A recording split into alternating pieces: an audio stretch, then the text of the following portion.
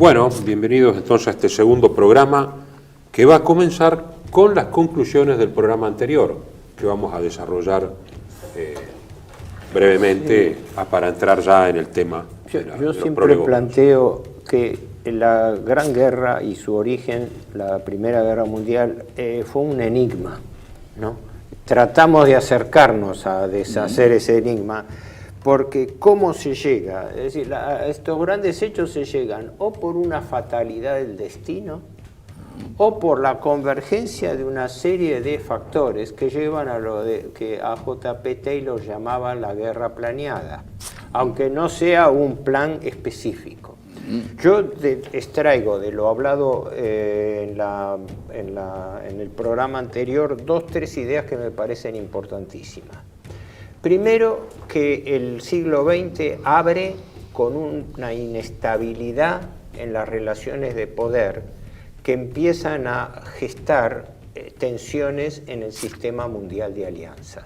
Es decir, arrancamos un siglo XX con una serie de compromisos entre los grandes estados, entre las grandes potencias, que creaban toda una relación, toda una red de compromisos bastante complicada. Que no solamente actuaban actores formales, los estados-nación, los imperios, sino también actores informales, entre los cuales señalo tres. El militarismo, pero no el militarismo ideológico, el militarismo técnico, el militarismo que surgía de las necesidades de movilización de los ejércitos modernos, que es algo diferente. El otro factor eran las minorías nacionales que tenían los distintos países y que estaban en confrontación y que afectaban las alianzas mismas, ¿no? Y después algo que no tuvimos tiempo de hablar, si quieren después algo desarrollamos, que es el crecimiento del poder financiero como poder transnacional, que también influye en esto, porque no nos olvidemos que la guerra significa que una potencia extracontinental, los Estados Unidos, interviene en Europa. O sea, razonamiento, la doctrina Monroe fue pensada para que los europeos no interviniesen más en América. La Primera Guerra Mundial rompe con esa tradición y Estados Unidos empieza a intervenir en Europa. Y ni hablar que lo consolida después de la Segunda Guerra Mundial, y es ahí que 70 años después de la guerra, los norteamericanos están todavía en Europa. Entonces, dejando... Y entre guerras con la doctrina Stimson del año 32. ¿Cómo?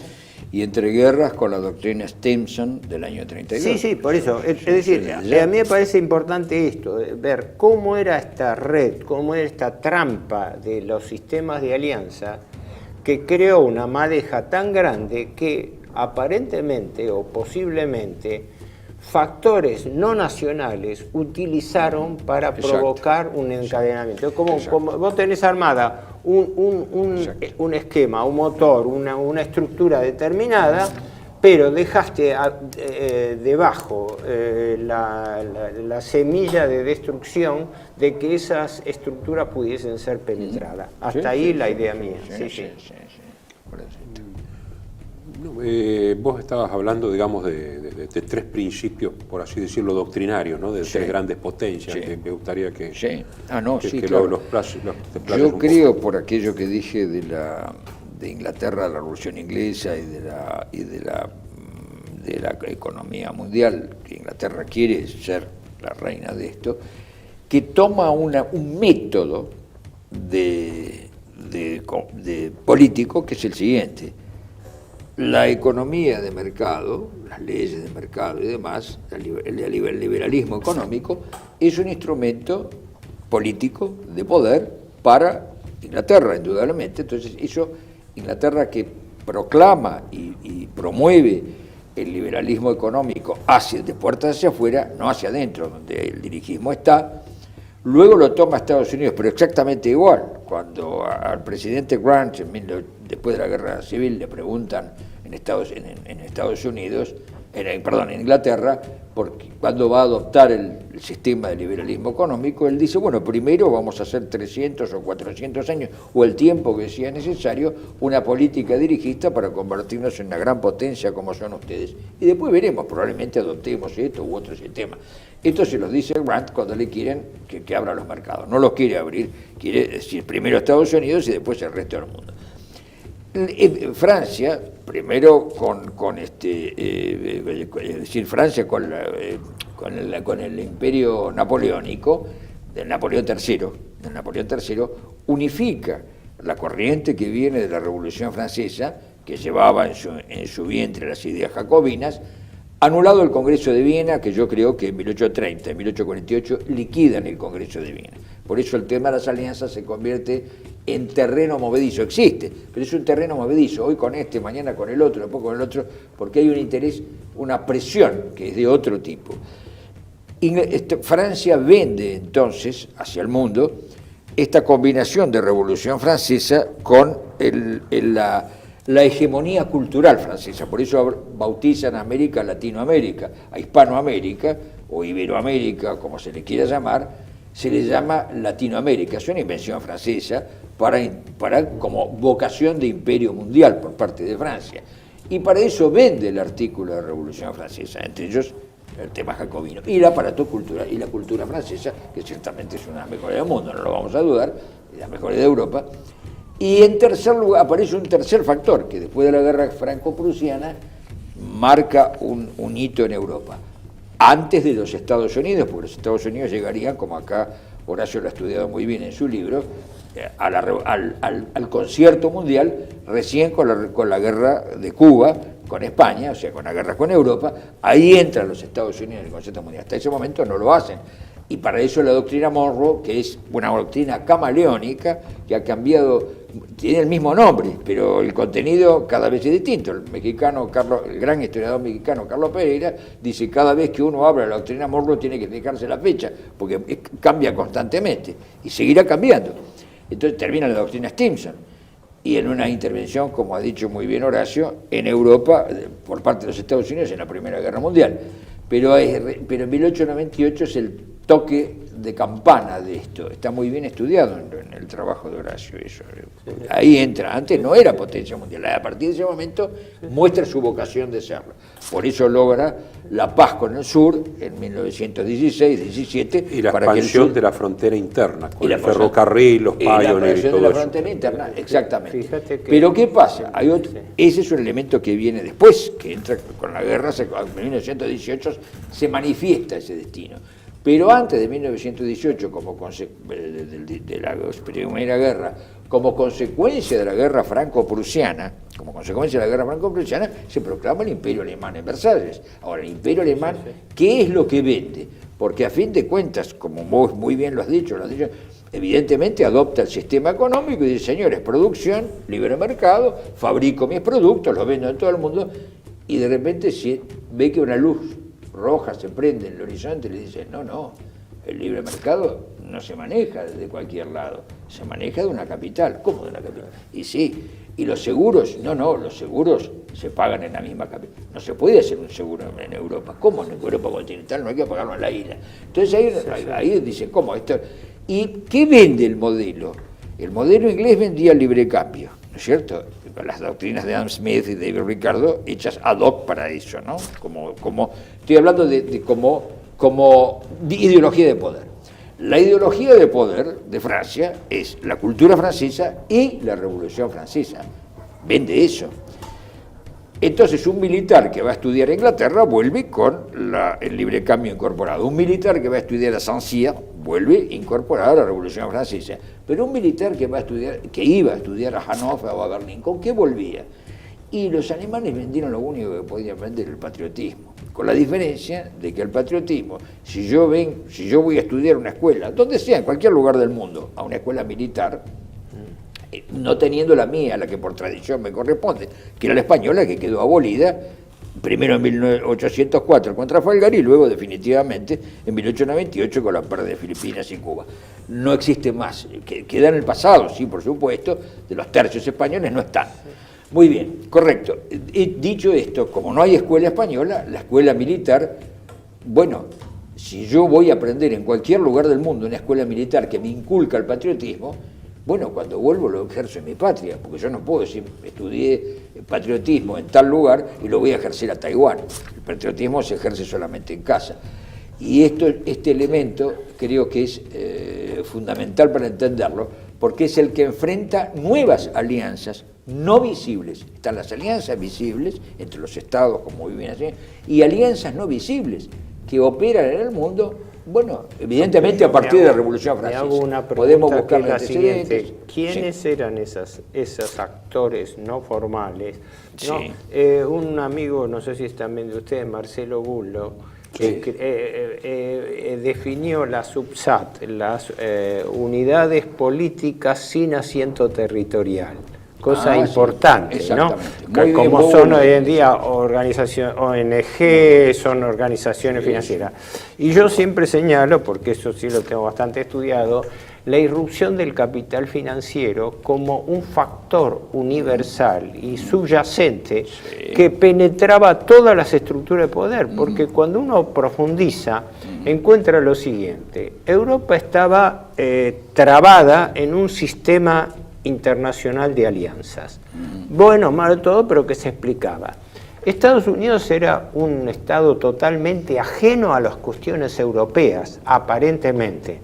Pero mientras eso ocurría, Estados Unidos estaba creciendo como superpotencia y nadie en Europa podía imaginar que pocos años después los norteamericanos estaban desembarcando con un ejército expedicionario para manejar los destinos de Europa. Sí. Entonces, ¿qué ocurre? Para llegar a esto, yo digo, hay que entender que el sistema de alianzas se transformó en una trampa, ¿no?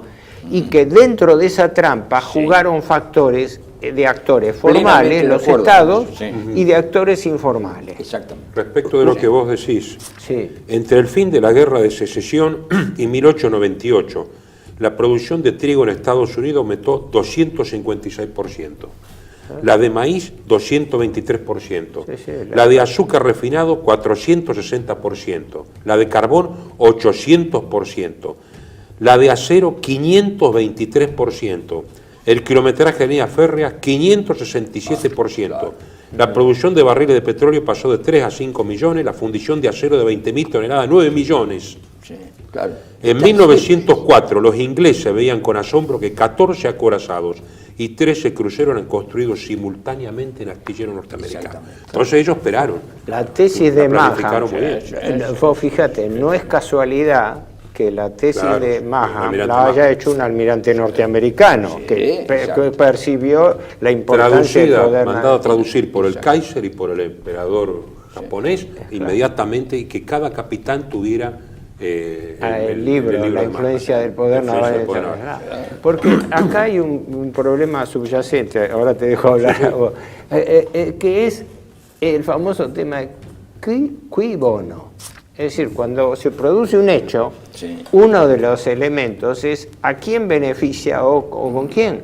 Porque resulta que se llega a una guerra mundial sin que nadie tuviera planteado un objetivo concreto. Una guerra que estalló a nivel mundial sin reclamos territoriales, como producto de un encadenamiento de compromisos de guerra que tenían su explicación en rivalidades, pero ninguno de ellos era un detonante inmediato. Ejemplo, Francia pretendía la llamada revancha de Esquite, la retoma de Alsacia y Lorena, pero no podía hacerlo per se. No. Inglaterra veía la rivalidad Alemania creciente. Ahí subyace la idea de una guerra. Lorena, ni tampoco quería plebiscito. El problema es que se oponía también a plebiscito. ¿A qué? Sí, el Kaiser, que era pacifista, como estamos todos de acuerdo, como el zar y como Francisco José, que eran los tres grandes pacifistas de Europa, era Francisco José, el Kaiser y el zar. Últimamente reivindicada la figura del Kaiser en el sentido de que evitó el conflicto durante todo lo que pudo. Por eso digo, fue una paradoja. Lo que pasa es que curiosamente propuso, entre las otras cosas, creo que Bretman Holdek, era el canciller, propuso Muy bien, llamen a un plebiscito ¿cómo se llama? En Alsacia y Lorena. Probablemente Alsacia hubiera sido alemana y Lorena francesa, pero se acababa bueno, pero se te acababa el conflicto. Por eso, no había un detonante, digamos, de reclamo que motivase. Por eso la importancia de que el atentado de Sarajevo fue un hecho que vino penetrado no a través de instituciones formales, sino a través de una sociedad secreta, porque la famosa sociedad secreta de la mano negra, al final se ignora quién era el que verdaderamente hacía. Porque el famoso... a esto conectarle, hay otra cosa que conectarle, la desaparición de documentos sobre Primera Guerra. Es decir, los que han hecho la investigación minuciosa de Primera Guerra se han encontrado que los documentos clasificados estaban clasificados, porque no fue un caos como la segunda, quedaron clasificados y falta el número 24B, el 37BC, faltan documentos, eso lo dice Alfred Fabrelus, entre otros historiadores serios y devotos de la verdad, porque no todos son devotos de la verdad, sino que uno mueven algún interés o reciben algún sobre de algún lado, pero cuando el investigador es libre tiene que investigar todo, es decir, estamos obligados, uno que investiga tiene que estar obligado a investigar todo, después saca las conclusiones. Bueno, acá el problema es que determinados documentos han desaparecido, y son documentos que evidentemente complican la situación. Decís, documentos sobre el origen de la guerra. Claro, sí, pactos que evidentemente forzados. Es decir, todos sabemos que la declaración de guerra del zar, ¿no es cierto?, fue una cosa absolutamente forzada, y que la situación de Rusia, ya lo trataremos en su momento, era absoluta, estaba sobre pies de barro, como vos muy bien decís, creo que fue el conde Witte, que fue uno de los primeros ministros, el conde Witte, el primer ministro, dijo, esto así no, esto puede, probablemente Rusia salga mal, o porque pierda la guerra, o porque le pase algo peor que la pérdida de la guerra, que puede ser una revolución. Lo vieron. Pero Sazonov no, Sazonov existió hasta la presión sobre el zar, y creo que el gran duque Mikhail también, que terminó en un pozo de cal, ¿no es cierto? Es decir, lo tiraron los bolcheviques a un pozo de cal. En fin, hay una presión sobre el zar. Hace 2 o 3 años, en el Instituto Juan Manuel de Rosas, Nicolás Kazantsev dio una conferencia sobre el ruso, de origen ruso, dio una conferencia sobre ¿cómo se llama?, sobre la inocencia del zar en todo esto. Bueno, yo creo que no hay ninguna duda de eso, pero yo le dije en ese momento que eso era extensivo a su vez al Kaiser y a Francisco José, porque ninguno de los tres quiere la guerra. Como un error de evaluación. Entonces, exactamente, ninguno de los tres quiere la guerra. Ahora, cuando vos mencionaste lo de la mano negra, que me parece, bueno, la mano negra, me guste o no, es una sociedad secreta. No me gusta, no sé, pero es una sociedad secreta. Entonces aparecen poderes, ¿no es cierto?, lo que Emanuel Malinsky llama la guerra oculta, es decir, aparecen poderes que no se manifiestan, que están, pero no quieren manifestarse por un motivo de ellos, no sé, pero no quieren. Porque ahora creo que vamos a un corte. Yo digo, siempre se dice, no sé quién fue el autor de la tesis, porque hasta Álvarez, el historiador argentino, la aplicó a nuestro país, ¿no? La tesis del explosivo y el detonante. Existe una situación explosiva. Sí.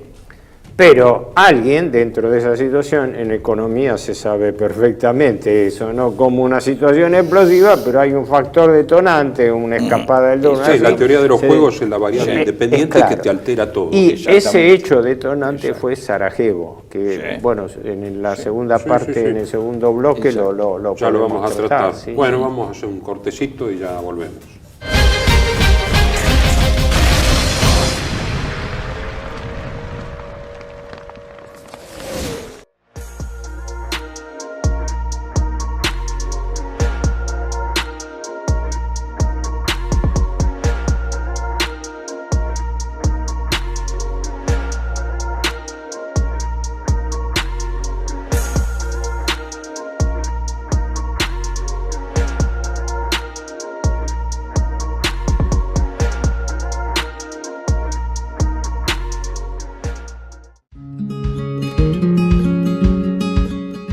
Residencia de Los Ángeles es un hogar para adultos mayores habilitado en la ciudad de Buenos Aires, cuyo objetivo es la atención y cuidado de pacientes de la tercera edad. Más de 30 años de experiencia nos respaldan.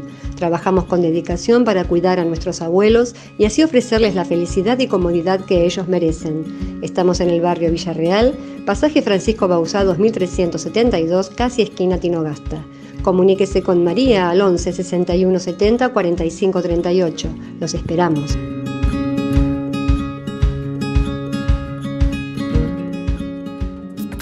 Bienvenidos a CEPA, Centro de Estudios del Pensamiento Americano. Nuevo sitio web de cursos de formación en política, filosofía, historia, literatura, geopolítica, religión, psicología y más. Cursos de formación que reflejan el verdadero pensamiento americano. Lo invitamos a elegir el curso de su agrado ingresando en www.cepa.la.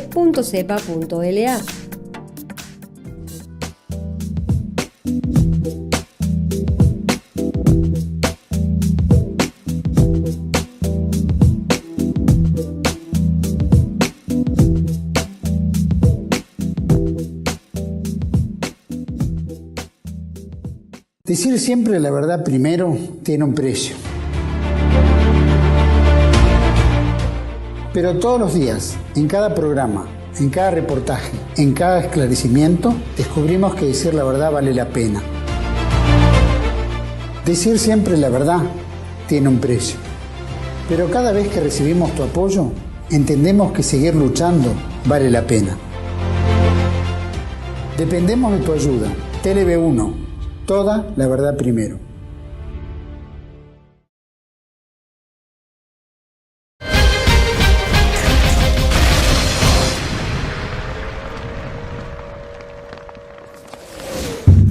Bueno, continuamos entonces. Indudablemente, respecto de lo que se decía, de lo que Carl Schmitt llama muy bien poderes indirectos, ¿no? Es decir, los que usufructúan todos los beneficios del poder y minimizan los costos, los que no se ven. Es curioso, pero los políticos no se dieron tanta cuenta de lo que sí los economistas se dieron cuenta a principios del siglo XX. Y es que el capital financiero, que estaba unido de algún modo a las transacciones de la banca, pero respondía al comercio y a lo tangible, se fue cada vez más y más haciendo abstracto. Y esos dos se dieron cuenta en las antípodas, uno Sombart y el otro Lenin. El imperialismo está para subir el capitalismo, él ve que el capitalismo se ha transformado en capital abstracto. Sí, y Sombart lo ve en el burgués, la degeneración última del burgués es el burgués financista. Exacto, habría que agregar otro, Hilferding, que es el que define el concepto de capital financiero, y hasta el propio Mussolini, socialista revolucionario, que adhiere a la tesis de Lenin de que el asalto al poder por los poderes económicos. El que escribe en El Popolo de Italia, sí. Exacto, sí. Importante eso. El tema fundamental es que este capital financiero abstracto, lógicamente que está desarraigado. Por lo tanto, puede influir a través del préstamo, a través de los condicionamientos de la banca, porque todo el mundo necesita comprar acero, hacer barcos, comprar armas y todo. Y eso se hace por medio de transacciones financieras en donde están todos. Solamente que en la Europa continental está más unido al capital del trabajo y en la Europa atlantista está más unido, digamos, a la finanza abstracta. Son principios encontrados. Pero fíjense ustedes que, si bien los ingleses, el detonante es el tema de la carrera naval, el famoso tema Dreadnought, el almirante Tirpitz en sus memorias dice, a principios del siglo XX, sabemos que ha comenzado una propaganda cada vez más violenta contra Alemania en los diarios británicos. Exacto. Pero Tirpitz reconoce, dice, la nueva situación creada por el crecimiento extraordinario de nuestro comercio marítimo y su presencia en el mercado mundial había suscitado en Inglaterra adversión hacia Alemania en 1895, largo tiempo antes que decidiéramos verdaderamente comenzar a construir nuestra flota de guerra. Quiere decir que ya los ingleses estaban viendo el tema del comercio. Ojo, del punto de vista británico era obvio, la política británica pivotea sobre ese equilibrio de poder y Britannia rule the waves, ¿no? El no permitir que nadie maneje el comercio y que no se impongan además los productos por sobre los de Gran Bretaña. Y evidentemente estuve leyendo hace poco la capacidad alemana en telegrafía inalámbrica. A principios del siglo XX, ¿Qué, perdón?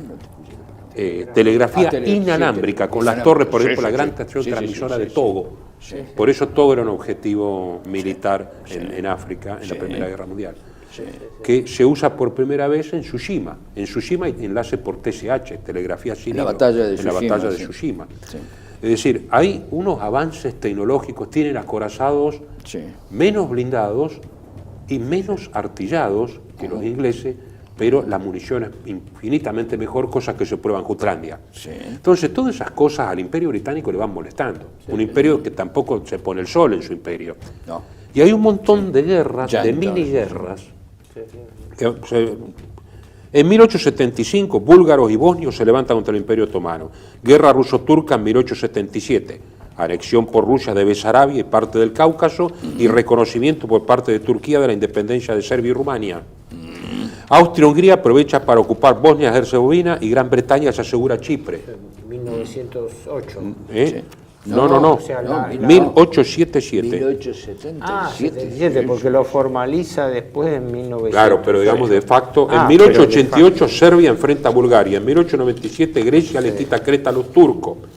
Entre 1899 y 1902, la cruel guerra anglo-boer por la posesión del Transvaal y sus diamantes, que queda muy mal parada Gran Bretaña frente a la opinión pública mundial. Porque fueron los inventores de los campos de concentración. No, ahí está, yo lamentablemente no traje. Y con la intervención de un joven. Tengo acá la fotocopia. Perdona, una anécdota, pero que es algo más que anécdota política, que obviamente ustedes la conocen, ¿no? Lord Kitchener fue el responsable de la creación. Kitchener fue responsable de la creación de los campos de concentración para la población civil.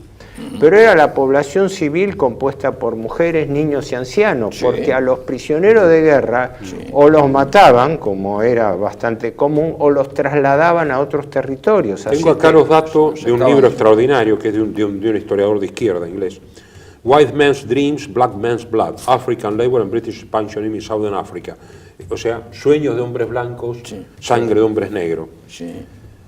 30.000 granjas destruidas, 52 campos de concentración para mujeres, niños y ancianos blancos, o sea, boers, más 89 para negros, con 110.000 detenidos.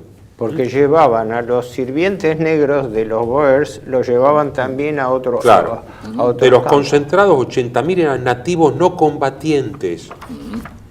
Después de la guerra oficialmente se determinó 27.927 mujeres, hombres y niños fallecidos en los campos. 26.521 mujeres y niños, de ellos 22.000 tenían menos de 16 años. Y de 1.676 hombres, 1.421 eran ancianos. La tasa de mortalidad era el 344 por 1.000 en 1901.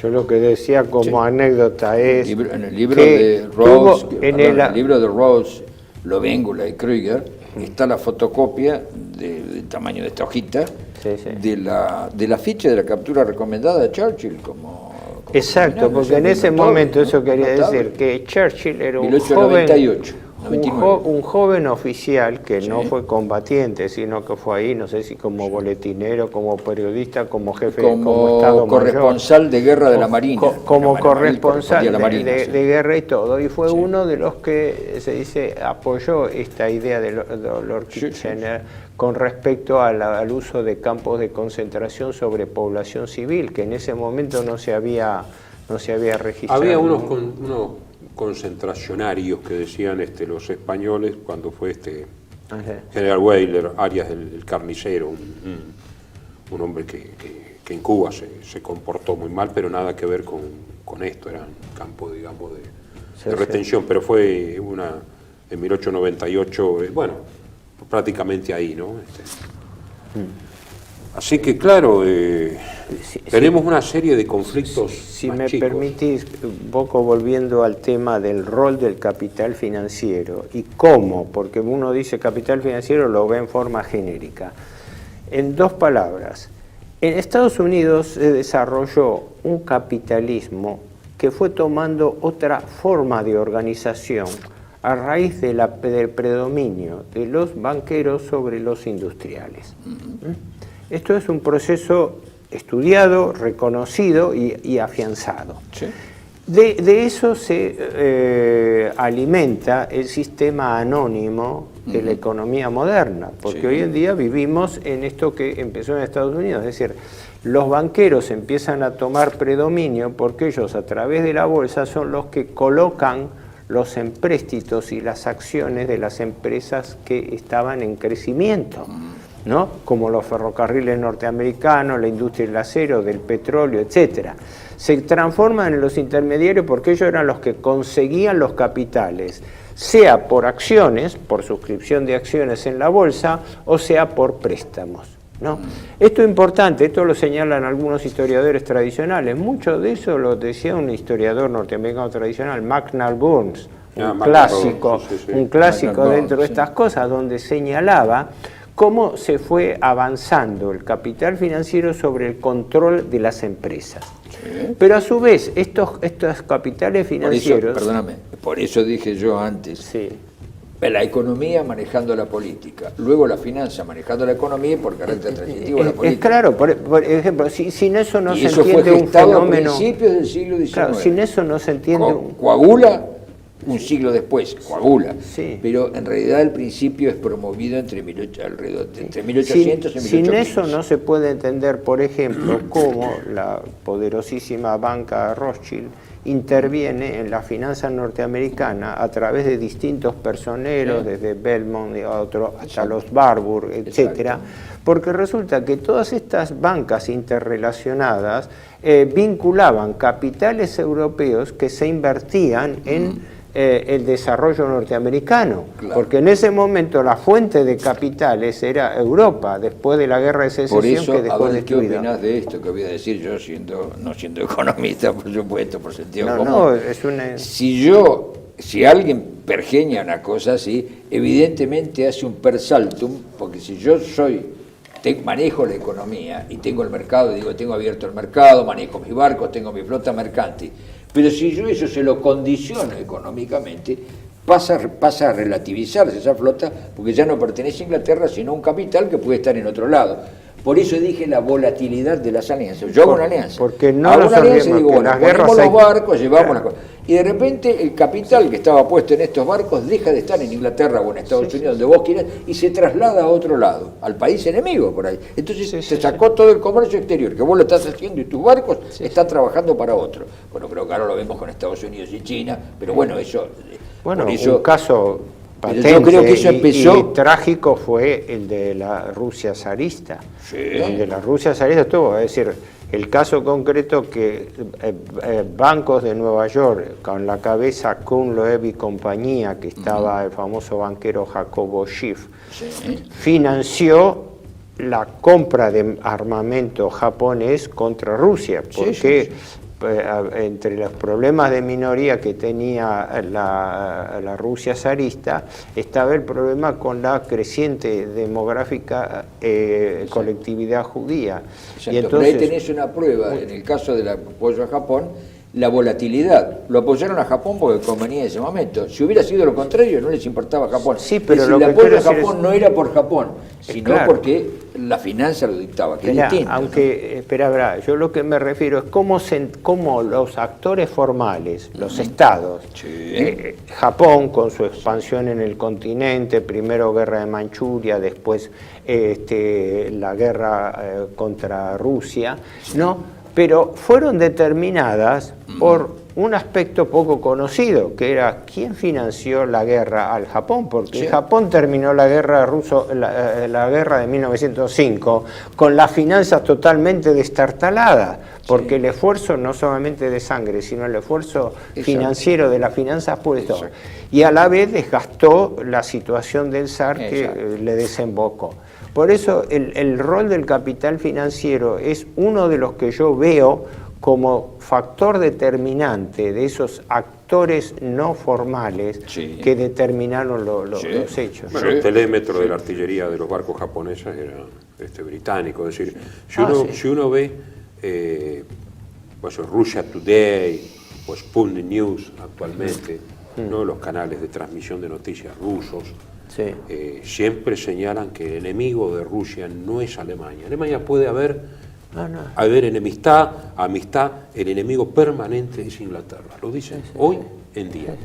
¿Por qué? Porque es una cuestión geopolítica. Mackinder y Mahan, digamos, por así decirlo. El mapa lo dice. El mapa lo dice. Bueno, eso es una larga historia, pero la tesis de Mackinder no es casual que la haya elaborado un británico en la Sociedad Geográfica, porque era una advertencia a sus connacionales ilustrados de que el corazón, lo que él llamaba el corazón continental, el Heartland, el corazón continental dentro de la isla mundial, que era Eurasia, ¿no? Era el verdadero problema para el Imperio Británico. De ahí la gestación de potencias marítimas, Gran Bretaña, contra potencias continentales. Y de ahí la operación. Con Rusia estaban enfrentados en Afganistán, en Persia y por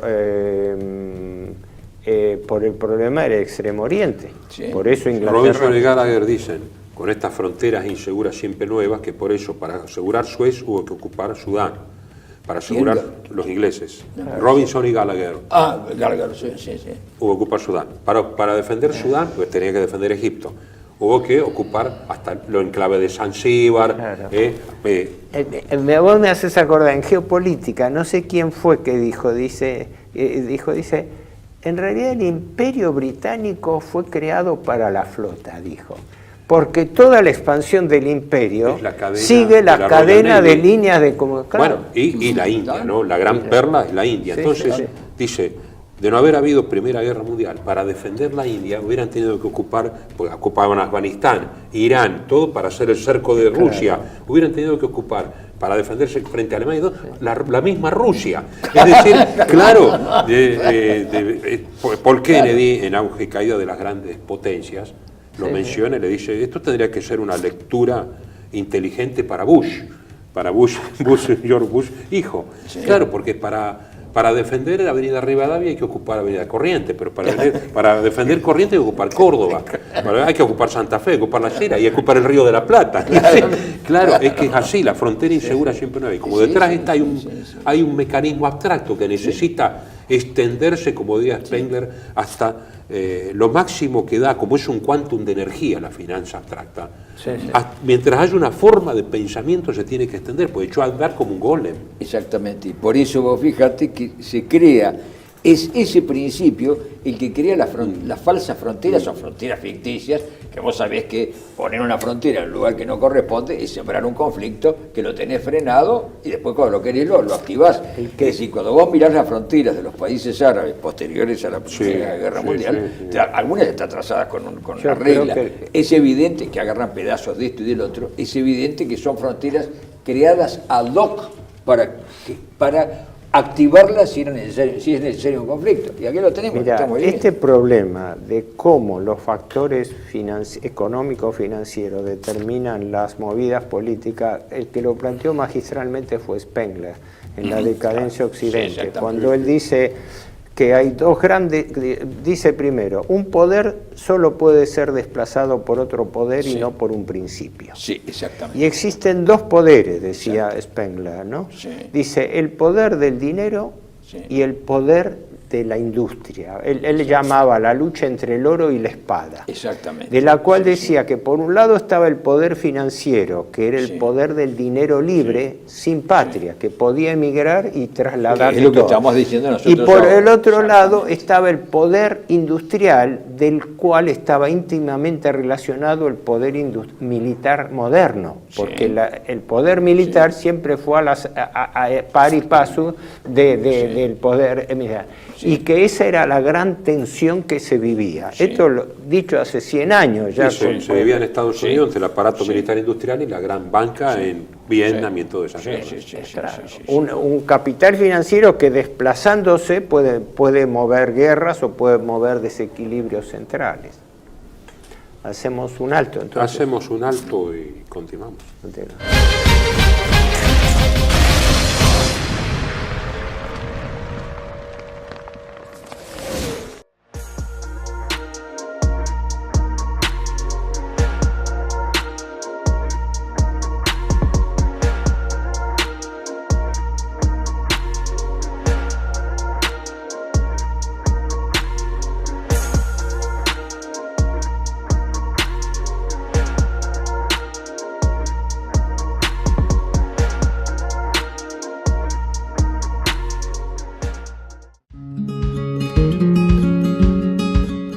Residencia de Los Ángeles es un hogar para adultos mayores habilitado en la ciudad de Buenos Aires, cuyo objetivo es la atención y cuidado de pacientes de la tercera edad. Más de 30 años de experiencia nos respaldan. Trabajamos con dedicación para cuidar a nuestros abuelos y así ofrecerles la felicidad y comodidad que ellos merecen. Estamos en el barrio Villarreal, pasaje Francisco Bauzá 2372, casi esquina Tinogasta. Comuníquese con María al 11 61 70 45 38. Los esperamos.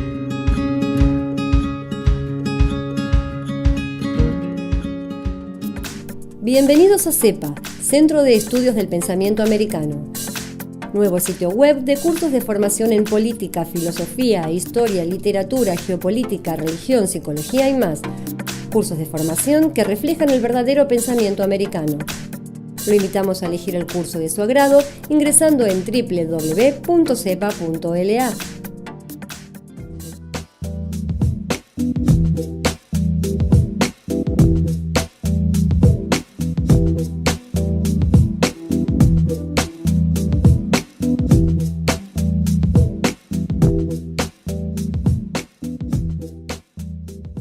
Decir siempre la verdad primero tiene un precio. Pero todos los días, en cada programa, en cada reportaje, en cada esclarecimiento, descubrimos que decir la verdad vale la pena.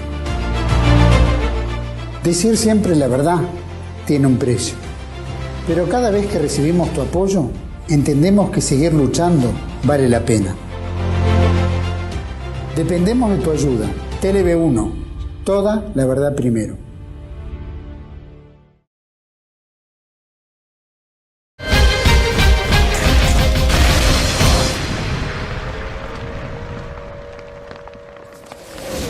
Bueno, estamos en los prolegómenos inmediatos de la Primera Guerra Mundial y cómo se están moviendo las fuerzas espirituales también, Raúl, las religiones, por ejemplo. Y sí, evidentemente no se puede negar que como consecuencia de las revoluciones de 1830 y sobre todo las de 1848, y lo que culminó en la Comuna de París, alguien dice, no, la Comuna lo que pasa es que los alemanes perdieron, que los alemanes ganaron la guerra franco-prusiana. Está bien, eso fue el factor militar que derrumba además el modelo francés, por eso acá en Argentina se cambió el modelo francés por el alemán. El modelo español lo habíamos cambiado por el modelo francés, por eso la guerra paraguayo-sanquepí al estilo francés, y después desapareció el modelo francés y fue sustituido por el prusiano, precisamente porque declinó el imperio francés con la caída de Napoleón III de la guerra franco-prusiana. Pero la Comuna estaba latente ya en 1848, es decir, eso iba a estallar tarde o temprano. Inclusive un gobernante nuestro lo percibió, como no de Rosas. Como no de Rosas dice que ahí está pasando algo muy raro, y cuando en 1871, que Rosas estaba en Inglaterra, condenó, está en la correspondencia, ¿no? Es decir, condenó la revolución de la Comuna diciendo que era algo que ya se había visto, porque él vio la revolución del 48, estaba en el poder acá, eso hay que tenerlo en cuenta. Se dieron, bueno, por supuesto, no hemos mencionado a un gigante que vio estas cosas, que es Alexandre de Tocqueville, ¿no? Tocqueville, con esa visión que tuvo, que vio Estados Unidos, vio el conflicto, vio el crecimiento futuro de los Estados Unidos como nadie. Tocqueville es una cosa extraordinaria, como vio todo esto, pero el problema es que ni siquiera el poder espiritual quedó libre de estas tensiones. Por ahora está que la Iglesia no solamente tuvo la pérdida de los estados pontificios, después consecuencia de eso fue dos cosas. Una, el tema de la infalibilidad papal, que como es un tema teológico, yo no lo voy a tratar acá, pero hay una cosa que es cierta. El tema, la Iglesia vivió 1870 años sin infalibilidad papal y de pronto la infalibilidad papal se convirtió en una pieza fundamental. La crisis que vive hoy la Iglesia después de Vaticano II es una prueba de que la infalibilidad papal puede haber sido un error. Pero es un tema teológico, hay que tratarlo de otro modo y de otra manera. Puede haber sido un gravísimo error. El asunto es que la presión para la infalibilidad papal fue tremenda. De los mismos poderes, de parte de los poderes que estaban ya, digamos, que habían concertado unas alianzas, para usar las palabras de Héctor Giuliano, que habían concertado alianzas con los poderes temporales. Es curioso que son los mismos, y los otros son desplazados.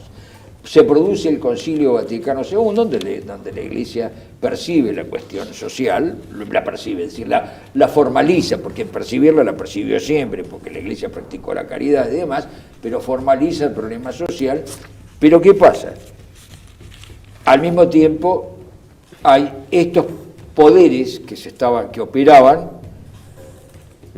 ponen un pie dentro de la Iglesia. Se produce un conflicto que curiosamente lo resuelve en 1902 el Imperio Austrohúngaro, cuando el emperador Francisco José, a través del cardenal arzobispo de Viena, veta el nombramiento del cardenal Rampora dei Tindari como papa, y sale electo papa Giuseppe Sarto, es decir, Sarto, San Pío X, después San Pío X, canonizado por Pío XII.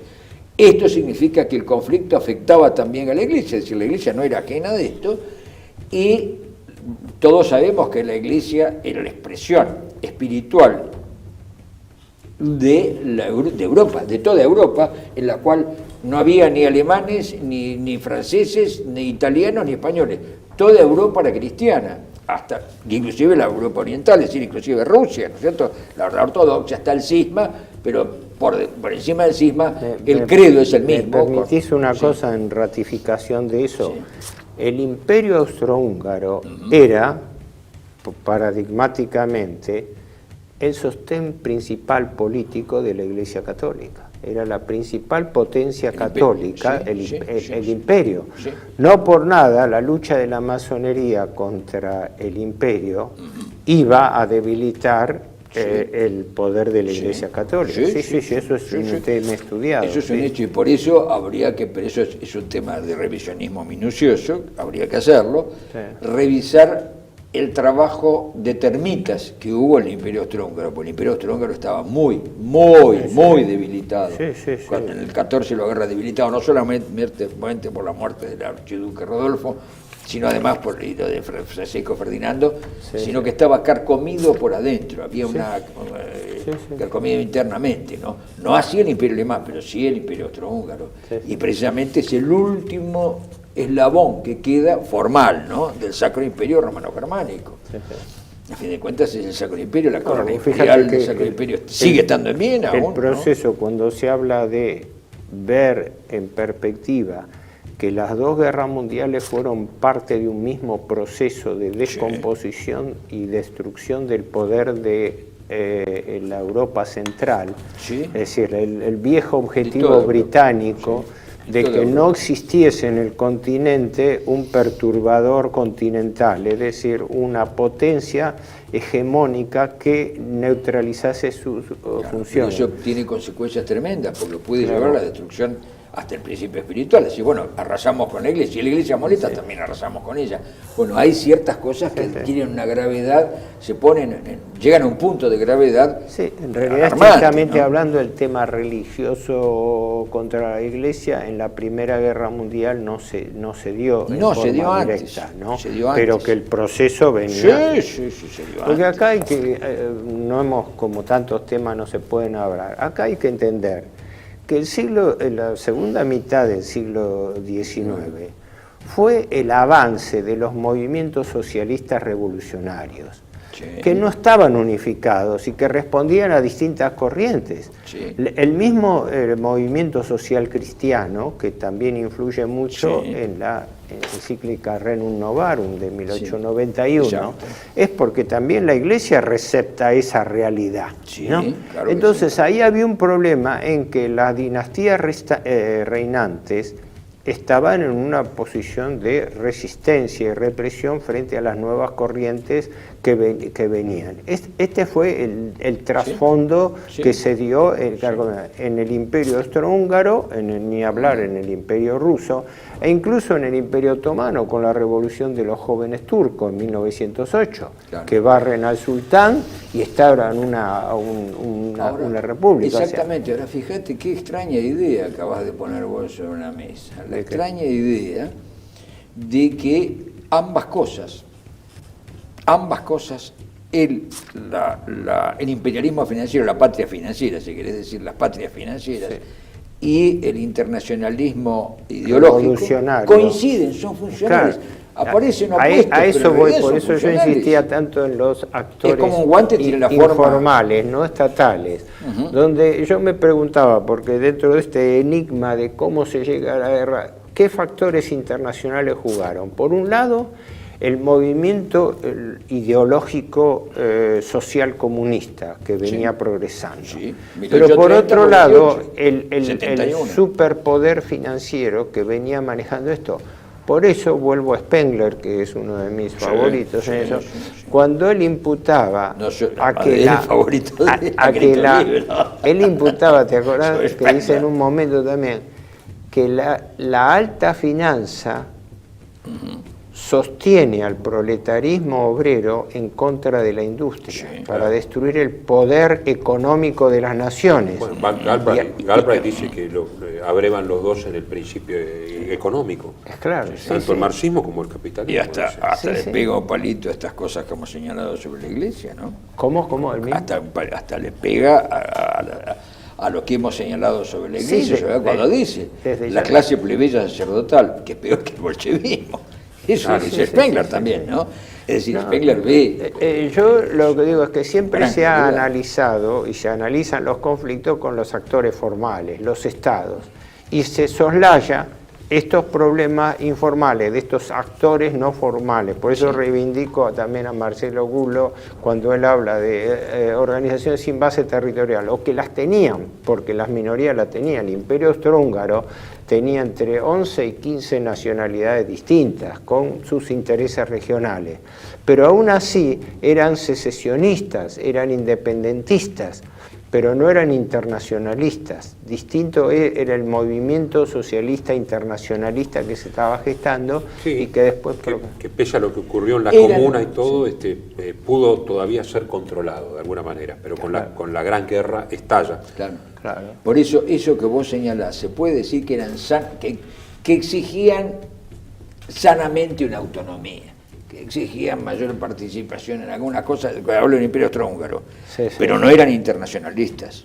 El internacionalismo aparece cuando aparece la mano negra, porque aparece ya algo que no se sabe de dónde que viene, es usado como instrumento es usado como instrumento de... El gran misterio del atentado de Sarajevo, por eso decía cui bono, es que no había duda de que había habido una sociedad secreta, la mano negra, que tanto Gavrilo Princip como Kabrinovic, como Illich, que todo... y que eso llevaba a las autoridades serbias, al coronel Apis, que era el jefe del servicio secreto. Pero no se podía probar que el propio gobierno serbio estuviese involucrado. Estaba involucrado. No estaba involucrado. Los estudios que se han hecho. Sí, el gobierno Pasic, todo aparentemente no pudo ser imputado. No pudo ser imputado, pero evidentemente el precio que pagaron, el primer ministro tuvo que renunciar, es decir, estaba implicado, tuvo que renunciar. El precio que se pagó es altísimo para la reivindicación, que a fin de cuentas, en lo personal, la idea la moraleja que uno saca de esto es que dentro de la madeja que se había armado del sistema mundial de alianzas, hubo, como dice, una mano negra Hubo efectivamente factores que operaron a través del sistema de alianzas, pero con un objetivo que pudiera ser mucho más importante. Porque no nos olvidemos que ya en los movimientos revolucionarios socialistas y también parte de la influencia masónica apuntaba a hacer desaparecer todas las monarquías de Europa. Ustedes lo dicen explícitamente en el siglo XIX. Y las dos revoluciones que vuelvo a repetir, claro, 1830, y para eso necesitaban un cambio copernicano en el mapa de la estructura de poder y el mapa de Europa. Y eso fue el sentido para mí, no solamente de la primera, sino de ambas guerras mundiales. Es decir, fue una forma de desplazamiento de las estructuras de poder que se dieron dentro de los estados. Sí, la corriente profunda de Pierre Renaudin es como un iceberg. Uno ve y historiza lo que está arriba y lo que está abajo, la corriente profunda. Tesis del explosivo y el detonante, que en este caso, si tenemos tiempo, unas palabras sobre el hecho de Sarajevo, que en realidad el hecho en sí no creo que valga la pena analizarlo en detalle, quién tiró la bomba, si pasó 2 cuadras más, 2 cuadras menos de la fatalidad. Pero, estaba anunciado por el servicio secreto austrohúngaro de que no vaya ahí a ese lugar. No había, entonces era un mayor serbio, Tankovic de apellido, fue el que le suministró las armas, los revólveres y la bomba al grupo de complotados, que era una decena. Y eso lo instrumentaron a Príncipe. Claro, lo que no saben es, como todas las sociedades, los dos atentadores, Gavrilo Princip y Kabrinovic, tenían 19 años. El mentor ideológico, Illich, tenía 23 años. Exacto. Era obvio que no eran autoridades como mentores intelectuales, que fueron utilizados. Por eso el enigma de quién realmente actuó, porque tampoco se pudo comprobar la responsabilidad de Serbia. ¿Por qué? Porque hay una duda que es la siguiente. ¿Qué se pretendía lograr con el asesinato del heredero al trono de Austria-Hungría? Sí, evidentemente con los problemas dinásticos era meter el dedo en la llaga, ¿no? Pero eso en sí no iba a mover la situación política en forma inmediata. Y además era una cosa agraviante. Tenía que haber algo más profundo en eso. Prueba está que el mismo Imperio Austrohúngaro, cuando da el ultimátum, en realidad a lo que pide al gobierno serbio es que desarticule los movimientos nacionalistas contrarios que hacían campaña contra el Imperio Austrohúngaro, ¿no? Y en el único punto que es el detonante que rechaza Serbia es que pedía que funcionarios austríacos se trasladasen a Belgrado para analizar el tema. Pero no había motivo de decir qué se pretendía en lo inmediato. Porque no había pretensión austríaca sobre Serbia. No había reclamos territoriales. Nada, no había es decir, fue un arrastre, es como decir, vos tenés armado una gran, no sé, para los poner... serbios, el Gran Ducado de Bosnia era en la frontera, por eso era la Herzegovina, Herzog, ducado, los ¿no? serbios ven con la ocupación italiana de Isla del Dodecaneso que Turquía está tan débil, y ahí es donde hay la idea mesiánica de Gran Serbia y todo eso, que es aprovechada siempre por poderes indirectos, una juventud exaltada y un nacionalismo digamos muy acendrado, el mito de Kosovo, ¿no? Frente a los turcos, y todo eso es caldo de cultivo. Exactamente, se lo potencia, se le da otra dimensión para lograr un conflicto mayor. Pero en realidad eso son reivindicaciones algunas muy concretas y muy simples, que son fáciles de satisfacer. Una cosa que yo muchas veces lo he reflexionado a título personal. Serbia arrastró a Rusia a la guerra. ¿No? O sea, el bendito y el maldito problema de las alianzas trajo que una vez definido una estructura, es como si alguien analizó un circuito, vio dónde podía pinchar o dónde podía armar un cortocircuito en el circuito, y eso pasó, porque en realidad Serbia, con su proyecto de Gran Serbia, se independizó y se desbocó y terminó arrastrando el apoyo ruso. Sí. Claro, apoyo Rusia que como era- protectora de exacto. todos los pueblos Claro, eslavos, exacto. y la O sea, ortodoxa, quedó y el país atrapada, eslavo y ortodoxo. quedó Exacto. atrapada por su propia... Bueno, pero como estamos terminando, vamos a ir, digamos, al atentado en sí, las declaraciones de guerra, y lo trágico de todo esto, que los tres grandes monarcas, digamos, el zar, El el Kaiser. Kaiser Guillermo Claro. y Jorge V de Gran Bretaña eran todos nietos de la de la reina Victoria y primos hermanos entre sí. Sí. Y es una correspondencia, por lo menos, entre los que eran más amigos. Nicky y Billy, que así se llamaban ellos, Sí, entre sí, sí, sí. donde tienen que movilizar y... El Kaiser llama al zar Sí, sí, Nicolás II para pedirle que Para frene pedir, y la otro dice, ya, movilización. ya, El zar la frena y después viene el ministro Sazonov. Sí, sí, sí, ahora no puedo- Sazonov Y el gran duque Mijael, que estaba atrás, Sí, por sí. eso lo grave. Sí, sí. Así que, bueno, pero eso es Sí, sí, para sí, otro sí, programa. sí, sí, Bueno, para el próximo. muchas gracias. Vamos Para el entonces próximo tratamos de este dejamos tema. planteado así el tema, es decir, en este segundo programa Sí. hemos avanzado ya, hemos digamos completado la idea de los prolegómenos de la guerra mundial. Entonces, en el próximo vamos a atacar este tema, el tema del desencadenamiento de la guerra Y las el primeras, desarrollo del las conflicto. primeras fases de la guerra. Claro, Las claro. vamos a tener que dedicarle Esperemos un tiempo. cumplir con el objetivo porque es un desafío muy grande también para Sí, nosotros. sí, ¿no? porque bien. tiene muchas aristas, como el problema de esto es que tiene muchas aristas, porque está, bueno, la arista espiritual, que a mí me parece muy Además, importante, creo que la política, Nunca en nuestro la del país poder, se la intentó económica. este No, la verdad análisis que estamos por eso haciendo todas nosotros, así Es que un desafío, así que un bueno, desafío muy grande. nos vemos en el próximo programa.